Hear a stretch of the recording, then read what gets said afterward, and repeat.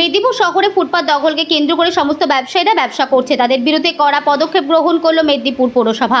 শহরের কেরানীতলা থেকে জজকোর্ট রোডে এক ফার্নিচার মেরামতের ব্যবসায়ী দীর্ঘদিন ধরে ফুটপাত দখল করে চালিয়ে যাচ্ছে ব্যবসা। এদিন সেই ব্যবসায়ী দোকানদারে হানা দেয় মেদিনীপুর পৌরসভা পৌরপ্রধান সহ আধিকারিকেরা। ফুটপাতে ঘিরে থাকা বেশ কিছু ফার্নিচার বাজেয়াপ্ত করা হয় পৌরসভার তরফে।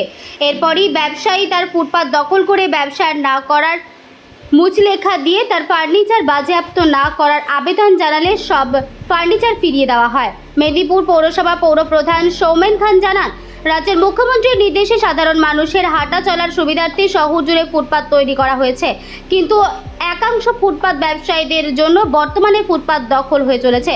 তাই সাধারণ মানুষের হাঁটা চলার স্বার্থে ফুটপাত দখল মুক্ত করার জন্য মেদিনীপুর পৌরসভা এই কড়া পদক্ষেপ গ্রহণ করছে। ফুটপাত দখল করে বসে থাকা ব্যবসায়ীর বিষয়ে কোনো মুখ খুলতে চাননি।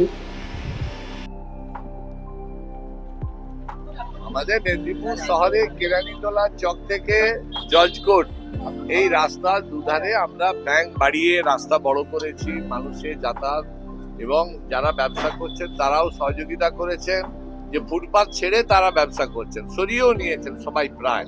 কিন্তু দু একজন দেখা যাচ্ছে তারা এই ফুটপাতের উপরে রাস্তায় তারা যে কোনো ব্যবসায়ী, যেমন একজন আলমারি রিপেয়ার করেন, তার প্রায় অন্তত 30 থেকে 40টা আলমারি রাস্তার উপরে, ফুটপাতের উপরে।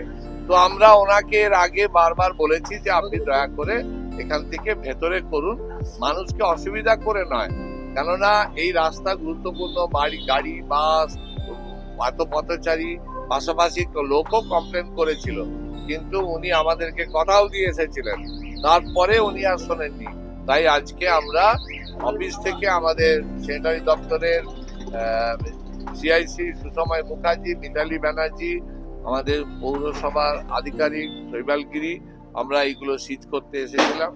তারপরে আমরা দেখলাম যে উনি সত্যি কথা দিয়েছেন যে কাল থেকে আর এখানে এই ফুটপাতের উপরে কোনো আলমারি রিপেয়ারের কাজ করবেন না।